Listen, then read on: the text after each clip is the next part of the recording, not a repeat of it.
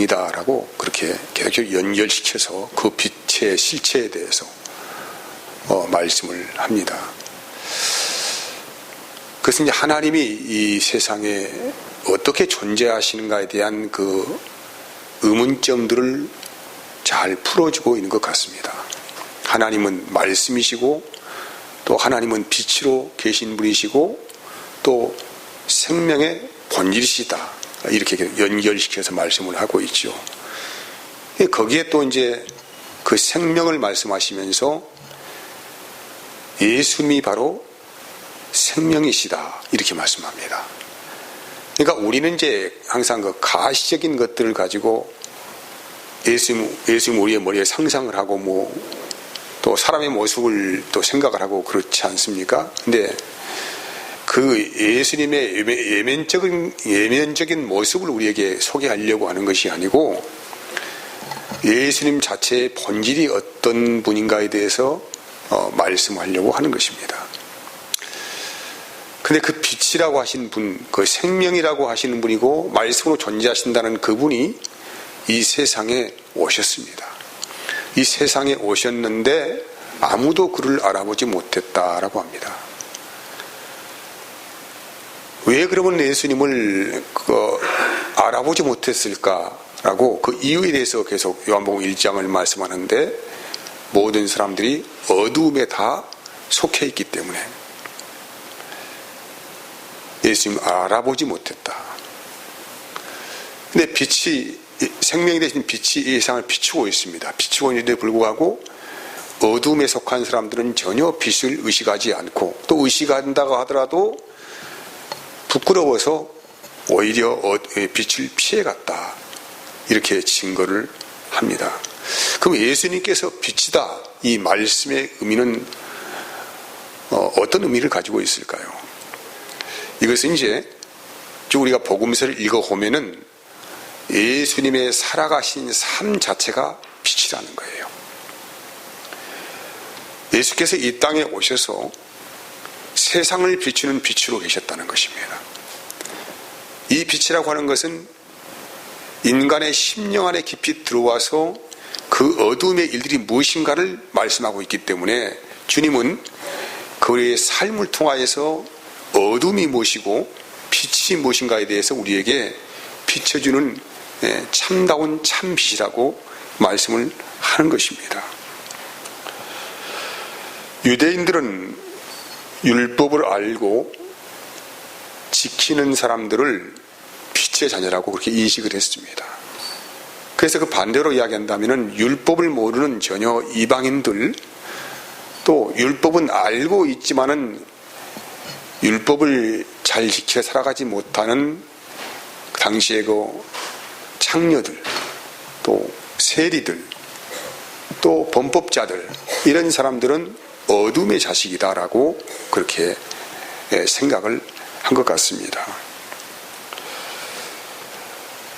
그래서 그들은 이제 이 어둠의 자식들에 대해서 노골적으로 비난하고 외면하고 죄인들이라고 칭하고 이렇게 하면서 그들의 삶을 조롱하였고 우리들만 빛의 자녀라 그렇게 스스로가 인정을 하며 살아갔습니다. 여기에 대해서 예수님께서 빛으로 오신 예수님께서 이 사람들을 향하여서 비유적으로 하신 말씀이 이제 누가복음 15장에 있는 말씀이 좀 가장 저는 적합하다라고 생각합니다. 어느 집안에 두 아들이 있었습니다. 근데 이 둘째 아들이 아버지의 재산을 분양받아가지고 자기의 꿈을 성취해보겠다고 아버지의 집을 떠나서 아주 먼 나라로 갔다는 거예요. 근데 거기에서 그는 허랑방탕한 삶을 살았어요. 돈 가지고. 여기서 허랑방탕이라고 하는 것은 이제 제약된 삶을 살았다 이런 의미를 가지고 있습니다. 자기가 하고 싶은 대로 자기가 원하는 대로 자기 마음이 가는 대로 그렇게 살아간 삶을 허랑방탕하다. 죄인의 삶이다. 근데 그러다 보니까 이제 가지고 온 재산이 다 소진되니까 그때부터 알거지가 돼가지고 전전긍긍하면서 살다가 아버지의 집을 생각하게 되어지고 그는 회개하면서 내가 아버지 앞에 큰 죄를 저질렀구나 라고 생각하면서 다시 아버지의 집으로 돌아간 둘째 아들의 모습을 우리에게 보여주고 있고, 그와 반면에 큰아들은 아버지의 집을 떠나지 아니하고 아버지의 말씀에 잘 순종하면서 그렇게 살아갔던 것 같습니다. 근데 자기 동생이 아버지의 쌀을 다 탕진하고 허랑방탕한 삶을 살다가 집에 돌아왔다는 소식을 듣고 굉장히 크게 분노를 합니다. 왜 아버지는 저런 자식을 받아들이십니까? 라고 아버지에 대해서도 분노를 하지요. 이 사람은 나는 한 번도 아버지의 곁을 떠난 적이 없고 아버지의 말씀을 거역한 적이 없는 나는 의인입니다. 이런 뉘앙스를 우리에게 풍기고 있습니다. 그래서 이 성경은 이 두 사람의 삶을 대조적으로 보여주면서 비록 율법을 어기면서 죄인의 삶을 살아갔던 아들이지만은 다시 아버지의 품으로 돌아와서 다시 영적인 권세를 넣는 둘째 아들의 모습을 보여주고, 또 여전히 아버지 집안에 있으면서도 스스로가 자기의 의를 가지고 치장하고 있는 이 큰 아들의 모습을 보여주면서, 이 큰 아들의 모습이 바로 그 당시에 바리새인들이나 서기관들 또 율법주의자들의 모습이다 라고 우리에게 말씀을 하고 있는 것입니다. 예수님께서는 빛으로 오셨습니다. 이 빛이 사람들의 마음에 착 비춰지니까 사람들은 거기에서 기겁을 하고 예수에 대해서 반항을 하고 하나님이 보내신 참 빛이 아니다, 그렇게 예수에 대해서 대적을 하였습니다. 왜냐하면 이 사람들은 현재 자기 중심 안에 스스로가 선과 악의 기준을 잘 가지고 있었고, 이렇게 살아가는 것이 올바른 것이다, 이렇게 살아가는 것이 참된 것이다라고 그런 자기 의식을 분명히 가지고 있었기 때문에 어떻게 예수의 말씀을 들을 수가 있겠고 또 그분을 마음에 영접을 할 수가 있겠습니까?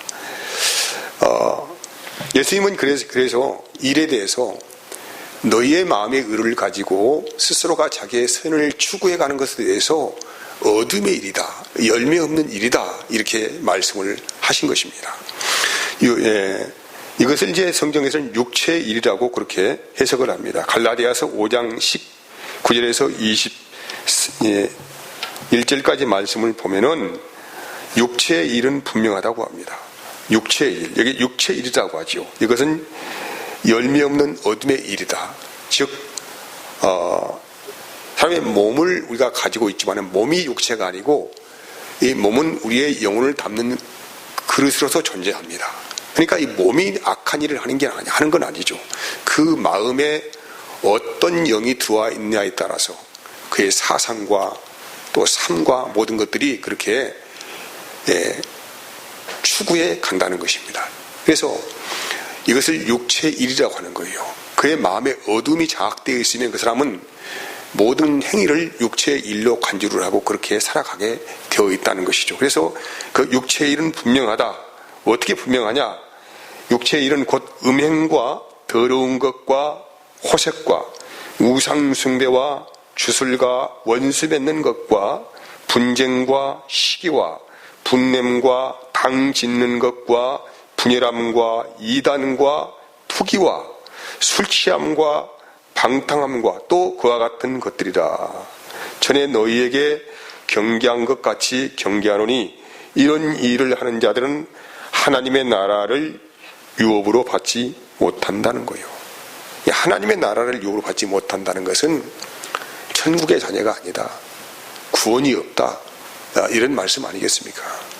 현재 제가 읽어드린 이 갈라디아서 5장 말씀 안에 혹시 자기 자신이 속해 있다고 한다면은 오늘 말씀을 잘 좀 심각하게 좀 정리해서 받아줬으면 좋겠습니다. 그래서 이 본문에서는 이제 그래서 육체의 일을 하는 사람들, 어둠의 삶을 현재 살아가고 있는 사람들입니다.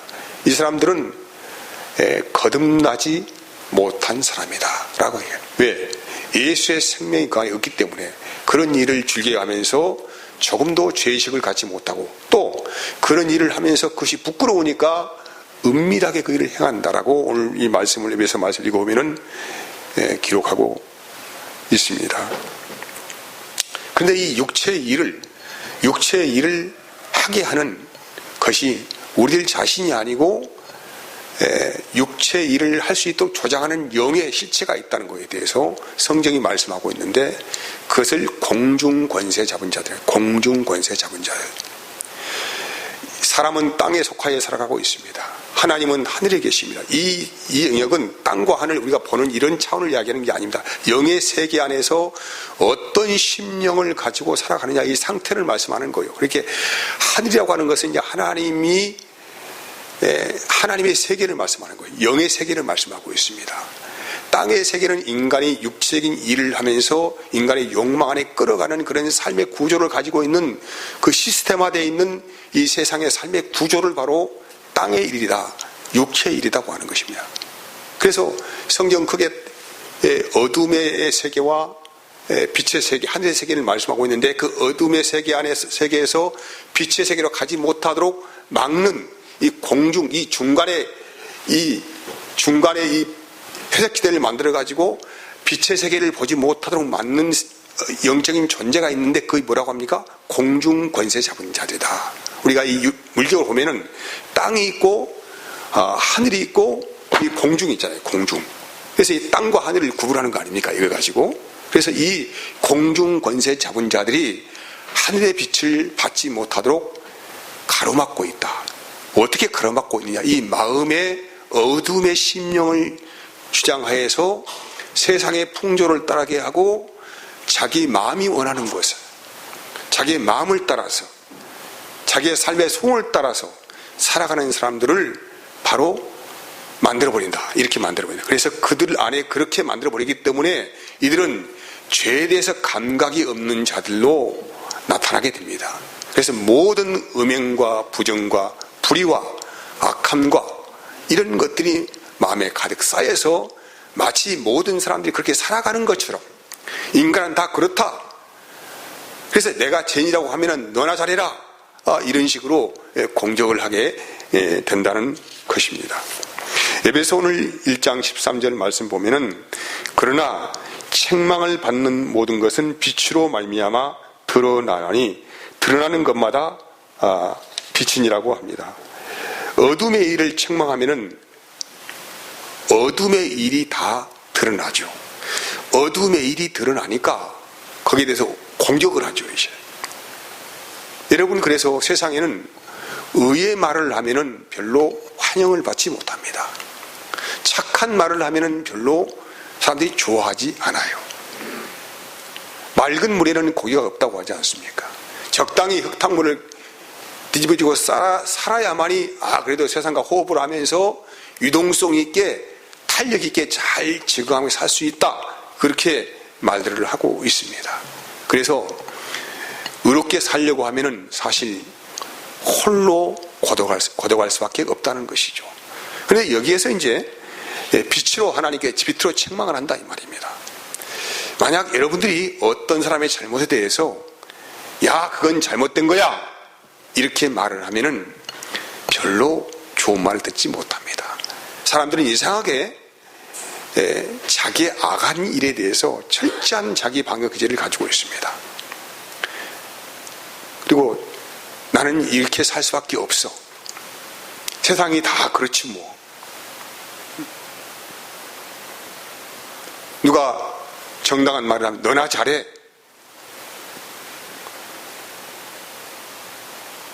뭐 이렇게 하면서 오히려 상대를 공격하고 자기의 죄를 스스로가 타협하고 합리화시키고 희석시키고 세상이 이러니까 나는 이렇게 살 수밖에 없는 거야 라고 그렇게 생각을 한다는 거예요. 그래서 이런 세상에 혹시라도 어느 누구에게 대해서 여러분 자신이 책망을 하게 되어지면 아주 심한 공격을 받을 수밖에 없다는 것입니다. 그러면 우리 사람은 어떻게 책망을 받아야만이 바르게 설 수가 있겠느냐 이 말이에요. 성경은 그렇게 말씀하고 있습니다. 요한복음 16장 7절에서 8절까지 이렇게 기록하고 있습니다. 그러나 내가 너희에게 실상을 말한다 하면서 내가 떠나가는 것이 너희에게 위기라고 합니다. 그리고 내가 떠나가지 아니하면 보혜사가 너희에게로 오시지 아니할 것. 여기에 보혜사는 성령 하나님을 말씀하죠. 보혜사가 너희에게로 오시지 아니할 것이다. 가면 내가 그를 너희에게 보내리요. 그가 와서 뭐에 대해서? 죄에 대하여서, 의에 대하여서, 심판에 대하여서 세상을 책망을 하신다는 거예요. 그러니까 사람은 상대를 우리가 고쳐보려고 어떤 노력을 한다고 할지라도 사람은 변하지가 않습니다. 오히려 나이가 들어가면 들어갈수록 더 마음이 굳어지고 다쳐지고 그렇게 변해져 갑니다. 사람은 사람이 고치려고 할 때는 백발백중 실패를 할 수밖에 없습니다. 그래서 혹시 여러분들이 가까이 있는 누구에게 좀 올바른 말, 좋은 말을 해준다고 해서 그 사람이 고맙게 생각하느냐? 전혀 그렇지 않다는 거예요. 자기에게 상처를 준다고 이야기를 하고, 너나 잘 살아라, 너는 깨끗하냐, 너는 사랑이 있냐, 뭐 이런 식으로 오히려 비아냥거리고 공격을 하고 자기 방어를 철저히 해가기 때문에 우리 인간으로서는 사람을 변화시킬 수 있는 재간이 없다. 그럼 누구만 사람을 변화시킬 수 있느냐? 그것은 성령이 하신 일이다 이 말이에요. 성령. 그래서 사람은 성령의 책망을 받아야, 이 성령의 책망을 받아야 믿음이 무엇이고 의가 무엇이고 죄가 무엇인지를 알 수 있다. 이런 말씀을 하는 것입니다. 사람은 성령의 책망을 받으면 그 마음에 숨겨진 일이 드러납니다. 지금까지는 죄인지 모르고 살았어. 이 정도는 다, 이런 죄들은 다 짓고 살지 뭐. 그런데 성령의 책망을 받으면은 이 마음에 숨겨진 일이 은밀하게 행하던 것들이 다 드러나게 되어 있어요. 히브리서 4장 12절 한번 봅시다. 12절 13절 보면은 하나님의 말씀은 어떻게 됩니까? 살아있고 활력이 있어 좌우의 날선 어떤 검보다도 예리하여 혼과 영과 및 관절과 골수를 찔러 쪼개기까지 하며 또 마음의 생각과 뜻을 판단하나니 지으신 것이 없이 하나도 그 앞에 나타나지 않음이 없고 우리의 결산을 받으실 이의 눈앞에 만물이 어떻게 벌거벗은 것처럼 다 드러난다는 거예요.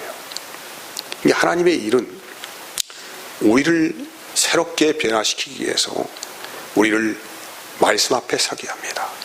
이 성령의 크신 사역이에요. 말씀 앞에서 그 말씀으로 우리의 심령을 저 깊은 곳까지, 내가 숨겨놓았던 은밀한 데까지 깊이 들어가서 말씀의 능력을 받게 합니다. 이렇게 해서 완전히 그걸 완전히 다 드러내는 거예요. 아니 발가벗겨 완전히. 그래서 하나님의 말씀을 대면할 때에, 직면할 때 부끄럽고 어디 지구멍에 있으면 들어가고 싶은 마음이 있고 피하고 싶고 도망가고 싶고 달아나고 싶고, 그런 가운데 내가 지금 어떤 삶을 살아가고 있는지에 대해서 철저하게 주님께서 성령을 통하여 역사를 하신다는 거예요. 하나님께서 성령의 역사 안에서 우리의 은밀한 부분들을 만져 가신다는 것입니다. 그래서 주 앞에 우리는 다 벌거벗은 것처럼 다 죄인으로 드러나게 하신다라는 거예요. 이렇게 되어지면 어떤 은혜가 우리의 심령 안에 역사되냐면은 회개의 심령이 그때부터 회개라는 말 알죠? 이제까지 살아왔던 내 인생이 스스로는 내가 의롭고 또 괜찮았고 좀 쓸만했고 그 역사 스토리가 있었는데 회개의 영이 임하니까 지금까지 살아왔던 인생의 흔적마다 내가 살아왔던 인생의 모든 시간들마다 다 모순이고 죄악이고 허물이고 하나님이 나를 이제까지 이렇게 사랑하셨구나 그 은혜를 받게 되니까 회개의 심령이 이 안에서 역사가 되어서 자복하고 통회하는 은혜를 잊게 된다 이 말입니다. 이건 누가 하신 것이라고요? 성령 하나님께서 그런 역사를 하신다는 거예요. 이것이 하나님이 우리 안에서 행하시는 착한 일이십니다. 우리를 벌거벗기셔서 완전히 우리의 죄악을 까벌려서 다시는 그런 길을 걸어가지 못하도록 그분이 막아내시는 것이죠. 왜? 그 길로 계속 걸어가다 보면은 이것은 자기의 육신의 욕망에 따라 살아갈 수밖에 없는 영원히 구원받지 못할 우상숭배의 죄가 되기 때문에 하나님은 일에 대해서 적극적으로 참여하시고 막으셔서 회개하게 하신다. 회개의 영을 부어주신다 이 말이에요. 이것이 뭐라고요? 하나님이 행하시는 착한 일이라는 것입니다. 우리 한국 교회 역사에 뜨거운 성령의 바람이 불었던 때가 있었습니다. 1903년경부터 한국 땅에는 부흥의 불길이 타올랐습니다. 그 당시에 평양의 인구가 약 4만 명에서 5만 명 정도 되었어요. 근데 평양의 인구 약 3분의 1 이상이 약 15,000명 이상이 예수님을 영접을 했습니다. 이렇게 이제 부흥의 불길이 타오르니까 선교단체에서는 이제 더 뜨겁게 부흥을 달라고 우리 기도하자 하고 이제 집회를 하기 시작을 했습니다. 그 계획은 전국적인 순회 집회를 하려고 그렇게 계획을 했고 제일 먼저 스타트가 어디냐면은 평양에 있는 장대인 교회에서 그때부터 말씀 사경회죠. 그 당시에 이 집회를 하는 것은 이제 말씀 사경회, 말씀을 풀어서 가르친다 이 말입니다. 말씀 사경회를 했어요. 근데 그때 평양의 장대인 교회에 약 1,500명이 모였다고 합니다. 1,500명이 모여서 매일 기도를 하는 거예요. 하나님 부흥의 역사를 크게 역사하옵소서. 매일 기도를 했어요. 일주일을 기도했는데 아무런 어떤 이 하나님의 역사가 일어나지 않았습니다. 밋밋한 거예요. 근데 마지막 날 길선주 장로란 분이 갑자기 뻘떡 일어나더니 자기 자신이 지은 죄에 대해서 자백을 했습니다. 그 내용을 제가 잠깐 읽어드릴게요. 자, 나는 아간과 같은 자입니다. 나 때문에 하나님께서는 축복을 주실 수가 없습니다.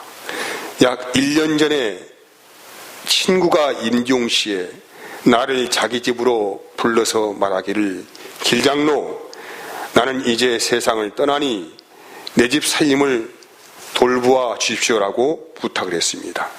나는 잘 돌보아 드릴 터이니 염려하지 말라고 말했습니다.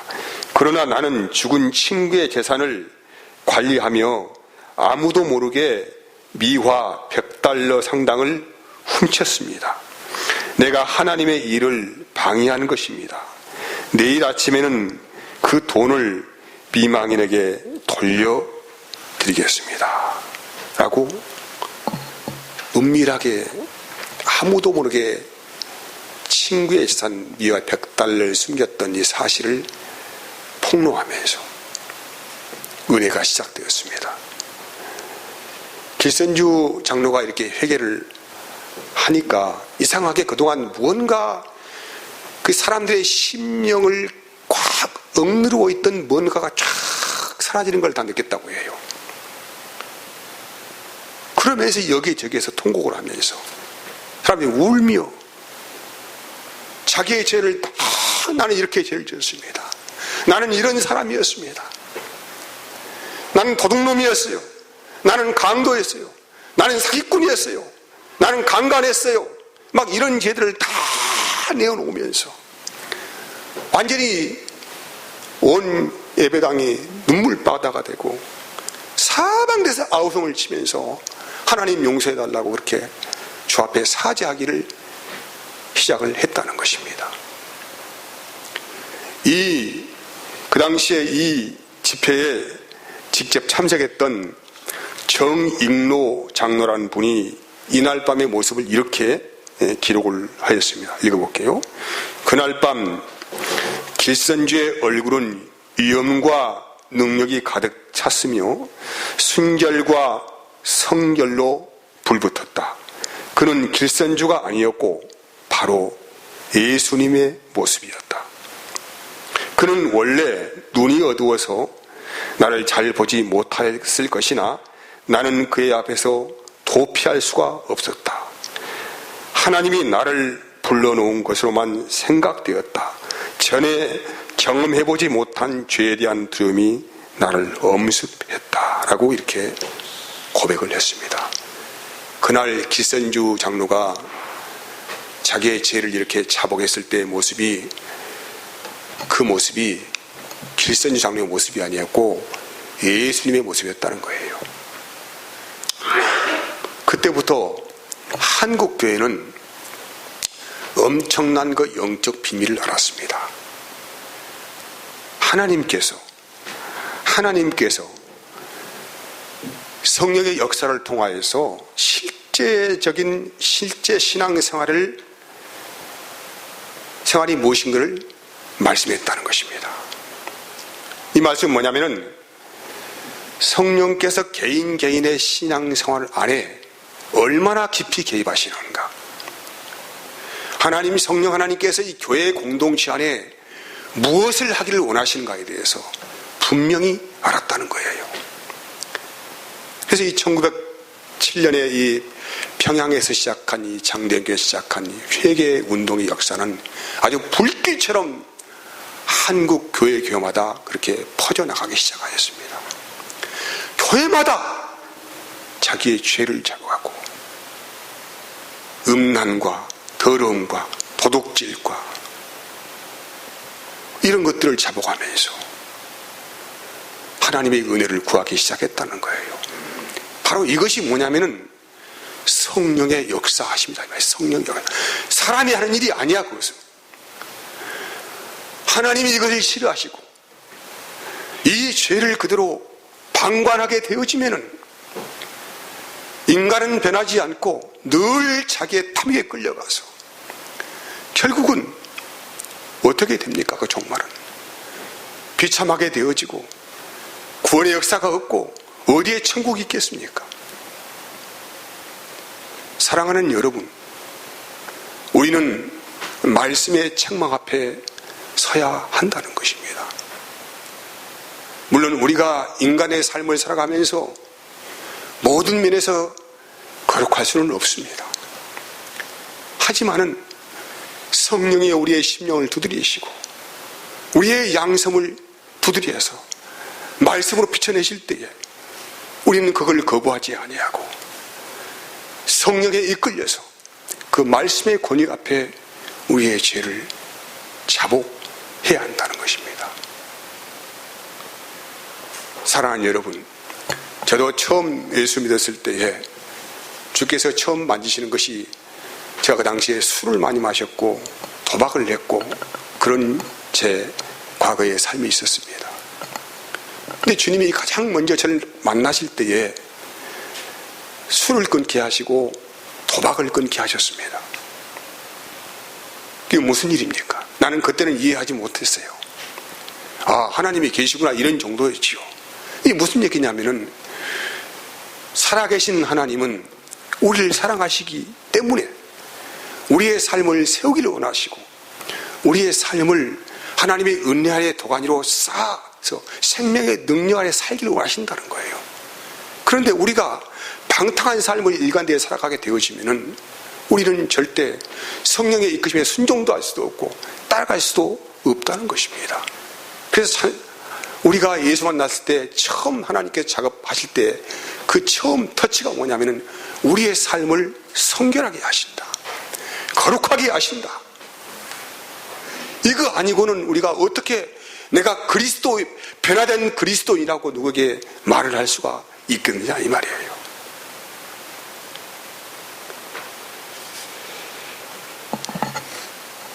성령은 오직 그래서 우리에게 예수 그리스도만이 우리의 빛이다 라고 말씀합니다. 너에게 전에는 방탕하였으나 이제는 방탕의 옷을 벗어버려라. 빛의 갑옷을 입어라. 이런 말씀이에요. 에베소 4장 20절 말씀은 너희는 유혹의 욕심을 따라 썩어져가는 구습을 따르는 옛사람을 벗어버리고 오직 너희의 심령이 새롭게 되어 하나님을 따라 의와 진리와 거룩함으로 씻으심을 받은 새 사람을 입으라는 것입니다. 새 사람을 입으라. 빛의 갑옷을 입어야 말이에요.